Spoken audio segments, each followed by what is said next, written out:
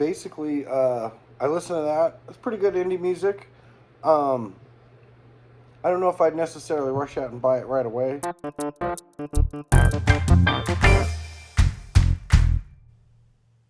Hey muchacho, welcome to Thursday Collection Connection, where we're playing that game. It's just an excuse to talk about records. Play the game with my brother, Plastic Eric from the Plastic Soundwave Cult, and you can play along and follow along by subscribing to both channels. In Eric's last video, he showed Bewitcher, the album by Bewitcher, the band. I am unfamiliar with this band. He was pretty on the money when he said it's not really my thing. Although musically it wasn't bad. It is honestly, with a degree of heavy metal, it is the delivery of the vocals that really kind of makes or breaks it for me. And potentially the lyrics, if I can make them out, if they seem too silly. But this was definitely the vocalist's delivery, probably, that was something that was never going to connect with me, honestly. But that's all fine and good. He enjoys the album. So to make a connection to it, the album opens up with the song Bewitcher. So we have a band, album, and song all called Bewitcher. And I don't have that. I don't have anything that can match that. But of course, naming your album after yourself is practically a rite of passage. It is not that unusual. However, having a song named after your band, or perhaps in some cases, naming your band after a song that you already had, is more unusual. I had a few options. I really thought about Belle and Sebastian have a song called Belle and Sebastian, but it is on a double CD of B-sides and sort of EP collections that seemed like a lot to throw out there as an assignment to listen to.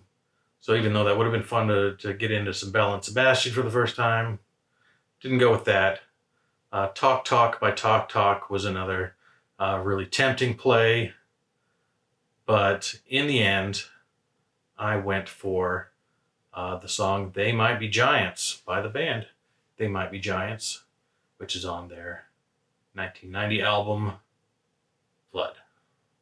I think technically it's 1989. I feel like this came out. It says 1990 on the thing. And the album opens with a sort of choral fanfare. I don't know if fanfare specifically has to be horns, but just opens with what I'm calling a vocal fanfare, where they talk about the album, that it's They Might Be Giants' brand new album, Flood. And they say 1990, but for some reason I have a memory of getting it in my senior year of high school, just before, like in December, like getting it early somehow.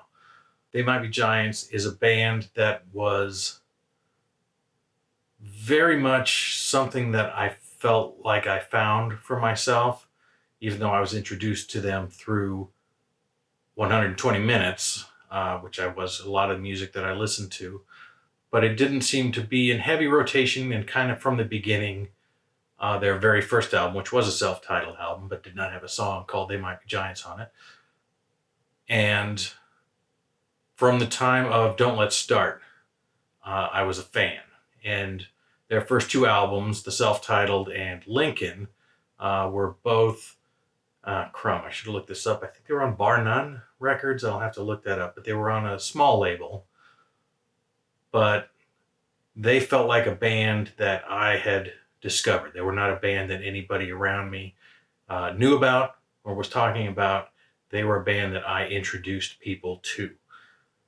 So there's a lot of people out there in the world who were first introduced to They Might Be Giants by me.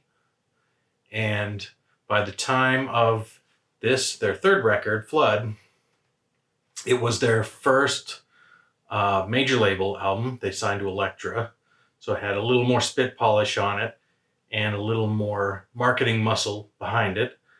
So it made a little bit more of an impression in both the charts and just the wider culture. and I was already a veteran of them by this point, and so this was one of the few occasions where I could be a bit of a snob. Like, hey, I've known them since their first album, but they could scarcely be for as sort of clever and silly as they were, and even yet and still using that silliness, that absurdism, to talk about some things that weren't always necessarily all that silly.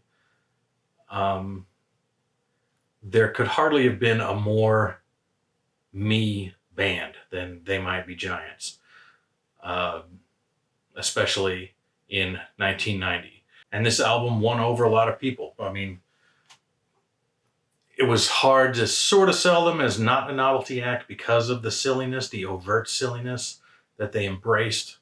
And so songs like Particle Man became minor classics without ever even becoming a single, just because of the sort of inherent silliness of it. And yet, in some respects, it feels like they're talking about, the Holy Trinity and God versus man in these weird kind of sing-songy, almost kid song, novelty song sounding tunes. So they were certainly ear catching. And they are more polished on this than they were on the first couple of records, which I welcomed, although I loved the bedroom put together sound of the first couple of albums.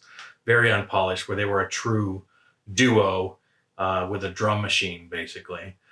Drum machine did most of their percussion for them, and John Flansburgh would play guitar. John Linnell, he could play keys or sax or accordion or any number of things to give them their unique sound. But the songs are short and snappy. They're a touch longer here on Flood, but not really longer. There's still 19 tracks on the album, and going through kind of the first half specifically is just about as good and iconic as you're going to ever get from They Might Be Giants. Birdhouse in Your Soul certainly is a classic single. It still resonates today. My kids know it. They know it not even necessarily from me directly. That's just a song that they threw out in the Pantheon that still has legs, still gets attention. And the kids know it, they love it, and why wouldn't they? It's a fantastic song. Istanbul, Not Constantinople, which I feel got more attention at the time, was a cover and felt more intentionally silly than absurd in that sort of high-minded way that Birdhouse in Your Soul feels like it is. Those are kind of the big singles, but opening with that theme from Flood, Lucky Ball and Chain is great, Dead, Your Racist Friend, and Particle Man. I don't know. I think this was one I bought on CD. This is my original CD copy that I bought. And so I don't know exactly where the side 1 and side 2 would have ended. I've only ever owned this on CD. And it loses its way a little bit for me in kind of the 50 to 75%, so you got your first half, got your last quarter. I really like the way that it ends out. And I like some of the songs I like the whole thing. I don't know what to tell you. It's, some of them are better than others, but this is an album, God, I lived it, in 1990. It was one of those, it was always in.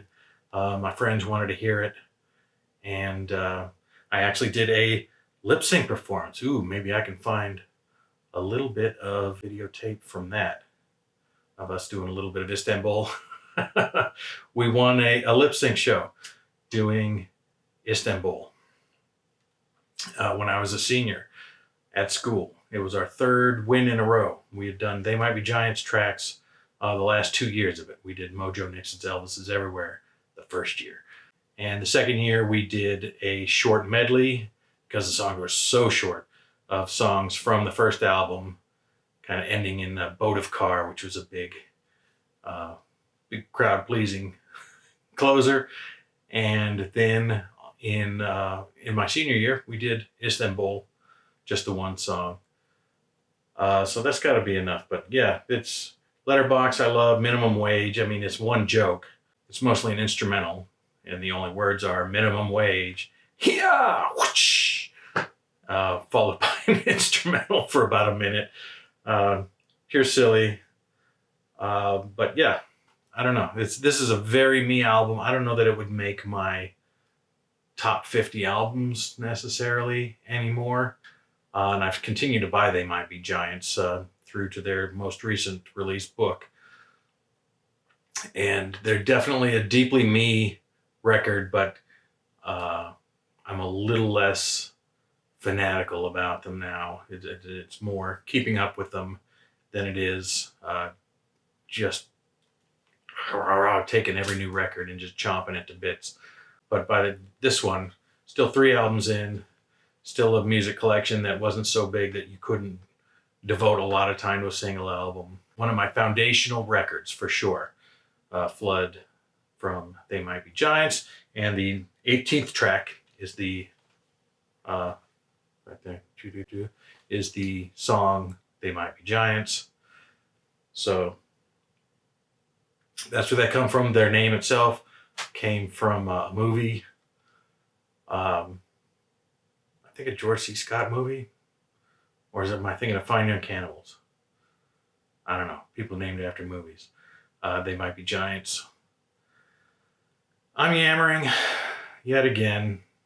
It's the thing that I do. So I will throw They Might Be Giants back over to Eric, and you can look for his response on his channel, The Plastic Soundwave Cult, on Monday. I should prepare these things better, but what are you going to do? As for me, until next time, I thank you for watching.